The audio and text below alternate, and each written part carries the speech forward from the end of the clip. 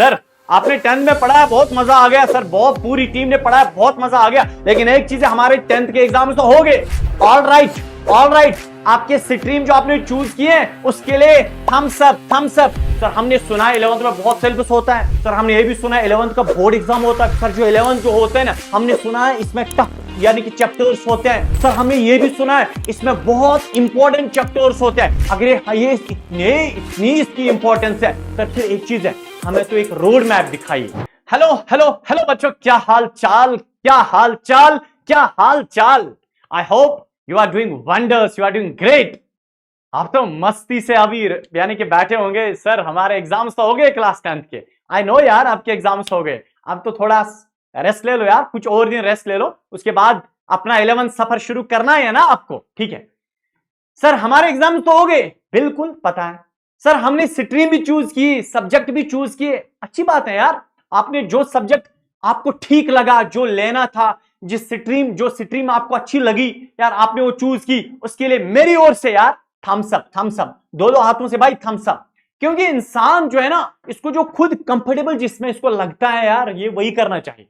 आपको medical subject अच्छा लगा, आपने वही चूज किया तो ऑल द वेरी बेस्ट। आपने नॉन मेड चूज किया तो और ऑल द वेरी बेस्ट। आपने आर्ट्स लिया तो और all the very best. Commerce लिया तो बहुत अच्छी बात है, ऑल द वेरी बेस्ट। जो सब्जेक्ट आपको ठीक लगा भाई, इसमें क्या है, फ्यूचर तो हर एक में। लेकिन सर हमें एक चीज बताए, हम तो 11th में आ गए ना, 10th से 11th में आ गए सर, 11th में आ गए सर, थोड़ा अब कंसर्न है सर। हमने 11th के बारे में बहुत सुना है सर, इसमें सिलेबस ज्यादा होता है। हाँ बिल्कुल, आपका पहला सवाल यह है सर, इसमें सिलेबस ज्यादा होता है। एग्जैक्टली सिलेबस ज्यादा। सर हमने सुना है क्लास 11th का जो सिलेबस है वो थोड़ा सा टफ होता है। बिल्कुल बेटा, आपका दूसरा सवाल यही है, टफ होता है, मैं मानता हूं बिल्कुल होता है। सर हमारा तीसरा सवाल यह है, जो हमने सुना है सर, जो 11th हमने सुना है इसके बारे में कि फंडामेंटल सब्जेक्ट होता है, मींस के फंडामेंटल क्लास होती है, कि सारा का सारा जो बेसिक्स होता है क्लास 11th से इंसान सीखता है। एग्जैक्टली यही तो मैं भी बोलने वाला था। सबसे इंपॉर्टेंट जो चीज है ना, वो क्लास 11th है, सबसे इंपॉर्टेंट क्लास है क्लास 11th। फंडामेंटल बेसिक यही है। जैसे cell fundamental unit of life है, जो क्लास 11th है, ये फंडामेंटल यूनिट ऑफ करियर होता है। हाँ सर, हमारे इतने सवाल, लेकिन सर प्लीज सॉल्यूशन बताएं, जवाब दीजिए कि हम आप अपने 11th को किस तरीके से स्टार्ट करें। सर हमें जो दिक्कतें आएंगी पहले हमें बताएं, सो दैट हमें वो दिक्कत ना आ जाए फ्यूचर में। सर हम 11th क्लास को इस तरीके से पढ़ना चाहते हैं, एक तो हमारे बोर्ड्स भी बहुत अच्छे होने चाहिए, और हमारा जो कॉम्पिटिटिव एग्जाम है उसके लिए हम कैपेबल बनने चाहिए। एग्जैक्टली उसी के लिए तो मैं आज खड़ा हूं, क्योंकि मेरे पास आज ये छोटा सा सेशन है। छोटे से सेशन को पूरा देखिएगा, इसका नाम ही मैंने रखा है भाई, कंप्लीट रोड मैप। कौन सा रोड मैप, कौन सा भाई, जो बच्चे फ्रॉम क्लास 10th से 11th में जाने वाले हैं, मीन्स कि आप लोग 10th से 11th में जाने वाले हैं। अब 11th क्लास में जो दिक्कतें आती हैं उनको कैसे हैंडल करें, पहले वो आनी नहीं चाहिए। सर टाइम टेबल कौन सा फॉलो करें, किताबें कौन सी पढ़ें, नोट्स कौन से पढ़ें, टेक्स्ट बुक पढ़नी नहीं, टेस्ट देने, रिवीजन कैसे करें, सर ये सारा बताएं। बिल्कुल बेटा, जुड़ के रहो, आज मैं आपको बोलता हूं कैसे क्या करना है क्लास 11th में। पहला सवाल आपका ये होगा, सर पहला सवाल हमारा कौन सा सवाल, विच कोचिंग। ओहो, मेरे से पूछते हो, देखो भाई, देखो सुनो, आपका सवाल है कौन सी कोचिंग जाए। मेरे दिल से पूछो, ऑनलाइन में टाइम बचता है, मतलब बेटा ऑनलाइन जो होता है इसमें बहुत ज्यादा समय बचता है, टाइम बचता है। कोचिंग आना जाना, ये समय जो इसमें लगता है ना आने जाने में, वो टाइम बचता है, ये ऑनलाइन की एडवांटेज है। तो मैं आपको सजेस्ट करूंगा भाई, अगर आप ऑनलाइन पढ़ना चाहते हैं तो आपके लिए बहुत अच्छा है, इसमें समय बहुत बचता है, बहुत ज्यादा बचता है। हाँ, अब कुछ बच्चे ऐसे होते हैं जिनको, बेटा मैं क्लियर कट बात बोल रहा हूं, कुछ बच्चे ऐसे होते हैं बेटा उनको मोबाइल की स्क्रीन से प्रॉब्लम होती है, माइग्रेन हो है उनका, या हेडेक होता है, या आंखों में कोई प्रॉब्लम, ठीक है। अगर वो बेटा ऑफलाइन जाना चाहते हैं तो ठीक है, जाओ बेटा जाओ, कोई बात नहीं, जाओ। बट लेकिन मैं आपको फर्स्ट प्रेफरेंस दूंगा बेटा, किसको, ऑनलाइन को दूंगा। सर क्यों दोगे, क्योंकि बेटा इसमें बहुत टाइम बचता है। सर ठीक है ये कोचिंग, लेकिन सर आपने ऑनलाइन बोल दिया सर ऑनलाइन, लेकिन हमें तो बोल दो ना सर ऑनलाइन कहां से पढ़े। देखो बेटा मैं आपको सिंपल सी बात बोल रहा हूं, अगर आप ऑनलाइन पढ़ना चाहते हैं जम्मू कश्मीर के बच्चों के लिए स्पेसिफिक बेटा जम्मू कश्मीर के बच्चों के लिए ऑनलाइन जो होता है, हमने बेटा एक बैच ऑनलाइन बैच स्टार्ट किया है क्लास 11th के लिए बेटा एक बैच स्टार्ट किया है जिसका नाम है बाज। वाह वाह, कौन सा बैच? बाज 2025 वाला बैच। यानी कि ये बाज बैच बेटा आपका जो एग्जाम होगा, फाइनल एग्जाम होगा, वो बेटा नवंबर के मंथ में होगा। लेकिन ये बाज बैच बेटा हम कंप्लीट कब करेंगे? ये बेटा 30 सितंबर को इंशाल्लाह हम कंप्लीट करेंगे। कौन सा? ये बाज बैच हम कंप्लीट करेंगे 30। और इस बाज बैच में बेटा हम आपको बेसिक से पढ़ाएंगे और आपके बोर्ड्स के सारे कॉन्सेप्ट्स क्लियर करेंगे, पूरा सिलेबस कवर होगा। दूसरी बात बेटा आपको कैपेबल बनाएंगे आपके एंट्रेंस के लिए, मींस कि वो सारे कॉन्सेप्ट्स देंगे जो आपको एंट्रेंस में काम आते हैं। ठीक है, हाँ, नंबर 1 ही हो गया बाज बैच भाई। अभी तो उसका वो डिस्काउंट भी कुछ चल रहा है, तो आप खुद वो देखिएगा वहां पे, तो उसको अप्लाई करिएगा, बहुत अच्छा रहेगा। ठीक है सर, ठीक है, ये तो ऑनलाइन की बात है सर, ठीक है लेंगे, लेकिन हमें बताए कि पढ़ेंगे कैसे। भाई एक चीज है बहुत जो इंपॉर्टेंट है, जो मैंने अपनी जिंदगी में करी है, वो भाई है ये रेगुलर क्लासेस। बेटा अगर आप हमसे या कहीं से भी जहां से आप पढ़ते हैं भाई रेगुलर क्लास वर्क आपको लेनी ही लेनी है। क्या मतलब? आपको कोई क्लास नहीं छोड़नी है। हाँ, कभी इंसान मजबूर होता है, बीमार पड़ गया तो, लेकिन ऐसे बेटा आपको कोई भी क्लास मिस नहीं करनी है। जहां आप पढ़ते हैं, जहां से आप पढ़ते हैं बेटा, कोई भी आपको क्लास मिस नहीं करनी है। रेगुलर क्लास वर्क बहुत इंपॉर्टेंट होता है, बहुत ज्यादा इंपॉर्टेंट। एक एक दिन, एक एक मिनट क्लासेस का इंपॉर्टेंट होता है। इसलिए पहली बात आप मेरी याद रखोगे, रेगुलर क्लास वर्क। आप बेटा क्लास वर्क ऑफ नहीं करेंगे, ठीक है? प्रॉमिस बेटा, प्रॉमिस। दूसरी बात, हाँ सर हमारा सवाल है, कौन सा सवाल? नोट्स कौन से पढ़े? सर कौन से नोट्स पढ़े? अरे बाबा आप क्यों नोट्स के पीछे अभी पढ़ गए? नेक्स्ट स्लाइड पे मैं आपको बोलूंगा ना क्या करना है। नोट्स कौन से पढ़े? देखो सिंपल सी बात है भाई, टीचर जो आपको नोट्स देते हैं ना, उनके अलावा मत पढ़ो, क्योंकि जो टीचर आपको पढ़ाता है, कॉन्सेप्ट समझ आया, उसने उसी कॉन्सेप्ट के हिसाब से नोट्स बनाए, बस टीचर के नोट्स। कौन से भाई? टीचर के नोट्स। ठीक है, किस टीचर से? जहां से आप पढ़ते हैं भाई, उसी टीचर के आप नोट्स फॉलो करेगा, उसी टीचर के। अब एक चीज है सर, पहले हमें बताएं टाइम टेबल का।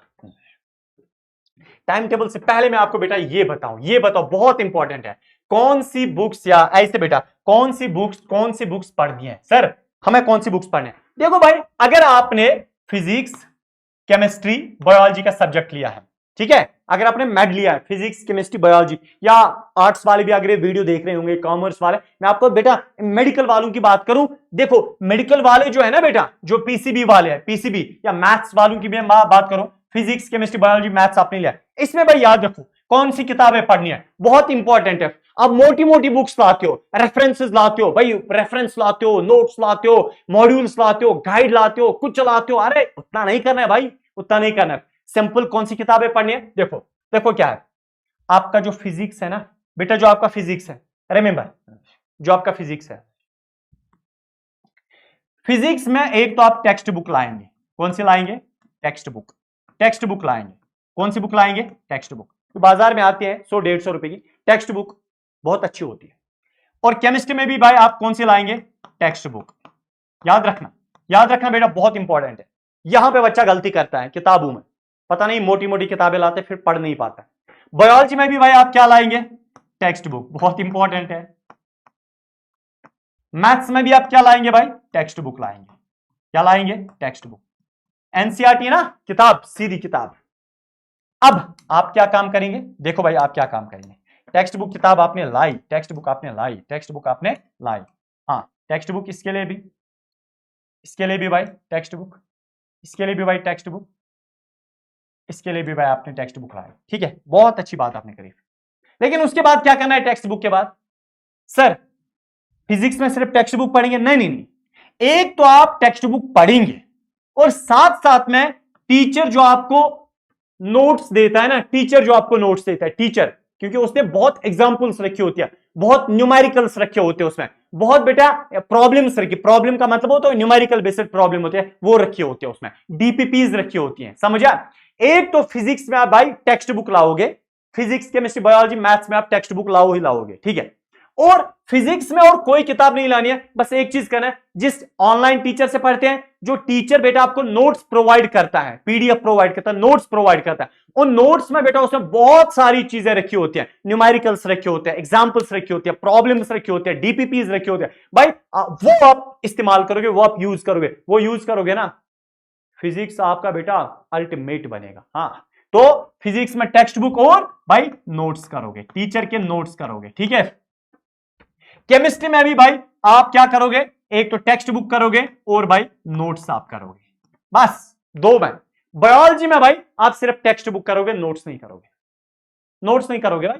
बायोलॉजी में आप सिर्फ क्या करोगे, टेक्स्ट बुक ही करोगे, टेक्स्ट बुक करोगे, क्योंकि आज तक एंट्रेंस में टेक्स्ट बुक से बाहर कोई ऑब्जेक्टिव नहीं आया है। और भाई आपका जो बोर्ड है उसमें भी जो आपका पेपर है टेक्स्ट बुक के अंदर ही आता है।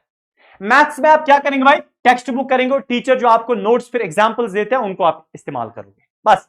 फिजिक्स में टेक्स्ट बुक नोट्स के साथ जो टीचर देगा, केमिस्ट्री में टेक्स्ट बुक प्लस नोट्स जो टीचर देगा, बायोलॉजी में सिर्फ टेक्स्ट बुक बस, और मैथ्स में टेक्स्ट बुक। इसके अलावा है क्या भाई, है क्या?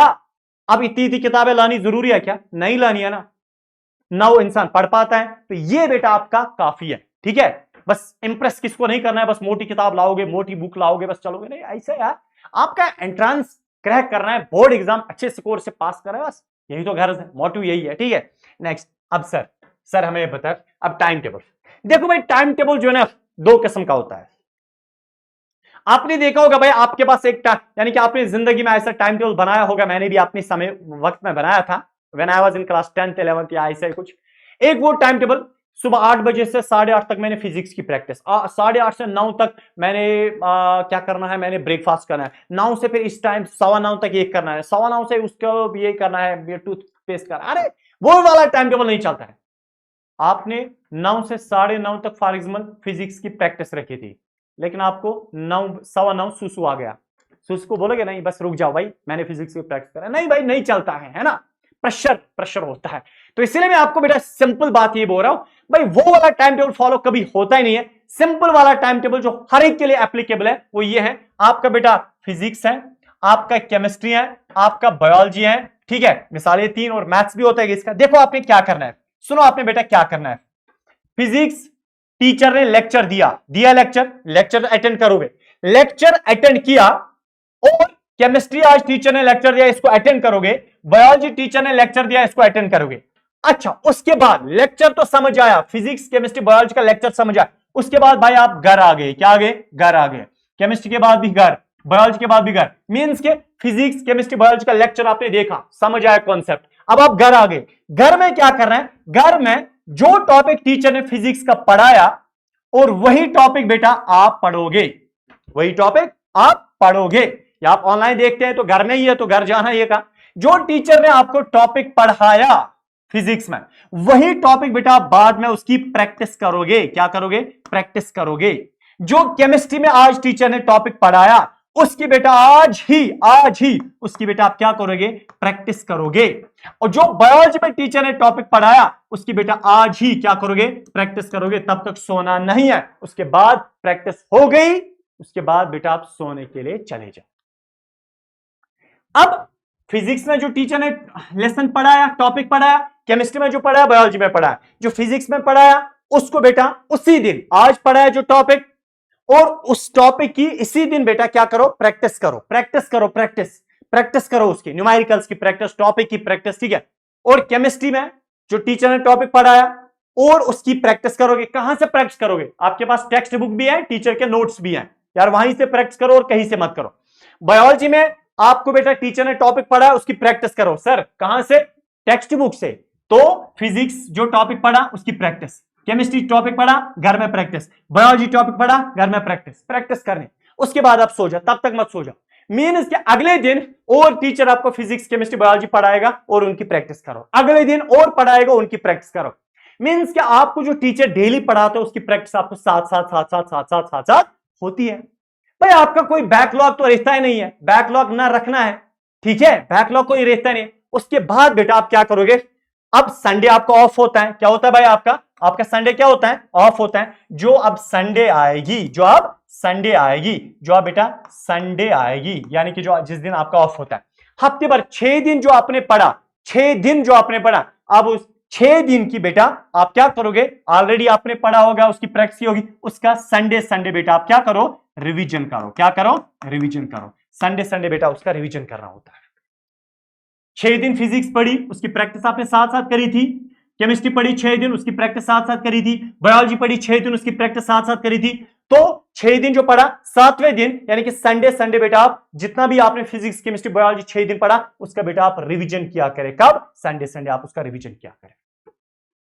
रिवीजन, रिवीजन से क्या होगा बेटा, ये सारा का सारा जो है ना आपको सेकेंडरी मेमोरी में चला जाएगा। सारा का सारा बेटा अब आपको कभी भूल नहीं जाएगा, क्योंकि आपने प्रैक्टिस के बाद एक तो टीचर से भी कॉन्सेप्ट लिया, प्रैक्टिस की, उसके बाद रिवीजन भी किया, यानी कि 6 दिन बाद, हफ्ते के बाद, ये सारा का सारा बेटा जब आप रिवाइज करोगे ना, रिवाइज करोगे, काय का भूल जाएगा, नहीं ना भूल जाएगा। अब उसके बाद बेटा ये सबसे बेटर टाइम टेबल है। कौन सा, ये आपका सबसे बेस्ट टाइम टेबल है। जो पढ़ा उसी दिन उस चीज की प्रैक्टिस करोगे, ये सबसे बेस्ट। अब एक चीज है, मैंने तो यही आपको बोला, रिवीजन कब करोगे, हफ्ते में एक बार करोगे, यानी कि रिवीजन संडे संडे आप रिवीजन क्या करें। लेकिन अब उसके बाद सबसे इंपॉर्टेंट जो चीज है ना बेटा, वो टेस्ट है। सर मैंने, टीचर ने पढ़ाया, मैंने उसकी प्रैक्टिस की और हफ्ते के बाद रिवीजन किया, लेकिन मैं अपने आप को एनालाइज करना चाहता हूं या चाहती हूं, मैं अपने आप को एनालाइज करना चाहता हूं कि मेरे अंदर कितना पता है, मुझे कितनी पता है, मुझे कितना समझ है, मुझे कितना स्कोर मेरे से हो सकता है। भाई उसके लिए आपको टेस्ट देने हैं। क्या देने हैं, उसके लिए आपको टेस्ट देने हैं। और जब आप टेस्ट देने जाओगे ना, रिमेंबर बेटा, अगर आपने ये चीज फॉलो की होगी, आई गारंटी, अगर आपने ये चीज फॉलो की होगी, ये टाइम टेबल फॉलो किया होगा, जब आप बेटा टेस्ट के लिए जाओगे, जब आप टेस्ट दोगे, आपको बेटा 95% प्लस मार्क्स आएंगे। हर टेस्ट में आपको यही स्कोर रहेगा, 95% प्लस आपका स्कोर रहेगा। अगर बेटा आपने इसमें से कोई ना कोई चीज मिस की हो, ये वाला टाइम टेबल फॉलो नहीं किया हो, या इसमें से इसको इस तरीके से फॉलो नहीं किया हो, टीचर ने लेसन पढ़ाया, आपने उसकी प्रैक्टिस नहीं की, रिवीजन नहीं किया, तो मैं बेटा आपको फिर बोल रहा हूं, आपको 30% से ज्यादा मार्क्स नहीं आ सकते हैं। बस ये स्कोर आप बेटा ऊपर भी कर सकते हैं, 96-97%। कब, जब आप उस टाइम टेबल को फॉलो करोगे।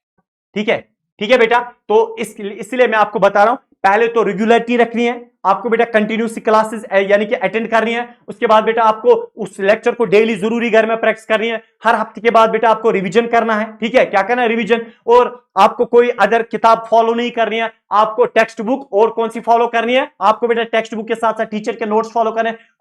और बेटा उसके बाद आपको टेस्ट देने हैं। और बाज बैच जो हमसे ऑनलाइन पढ़ेगा भाई, बाज बैच हम बेटा आपको रेगुलर क्लास टेस्ट लेंगे, रेगुलर क्लास टेस्ट आपके लेंगे, आपको रिपोर्ट कार्ड देंगे भाई आपकी परफॉर्मेंस कितनी है एग्जैक्टली बेटा। ठीक है, तो बाज बैच हम 1 अप्रैल से बेटा, 1 अप्रैल से हम बेटा बाज बैच शुरू करने वाले हैं। 1 अप्रैल से हम शुरू करने वाले हैं, फिर कहीं बैकलॉग ना रहे, इसलिए बेटा जिनको ज्वाइन कर रहा है, बैटरी है, आप अभी ज्वाइन करके रखिए इसको। उसके बाद जब आप बेटा टेस्ट भी दोगे तो कंटिन्यूस आपके इतने मार्क्स आएंगे, तो उसके अलावा और क्या ही चाहिए हमें। आई होप बेटा आपको ये वाली स्ट्रैटेजी जो है ना अच्छी लगी हो। इस स्ट्रैटेजी को कम से कम बेटा पहले 2 महीने आप फॉलो करेगा, और 2 महीने में अगर आपको इस स्ट्रैटेजी अच्छी लगी तो इसी स्ट्रैटेजी को आगे ले जाए। अगर बेटा आपको लगा नहीं थोड़ी अमेंडमेंट करनी है, मॉडिफिकेशन करनी है, अपने हिसाब से थोड़ी बहुत मॉडिफिकेशन करें और आगे चले। तो आपकी क्लास 11th के लिए ऑल द वेरी बेस्ट।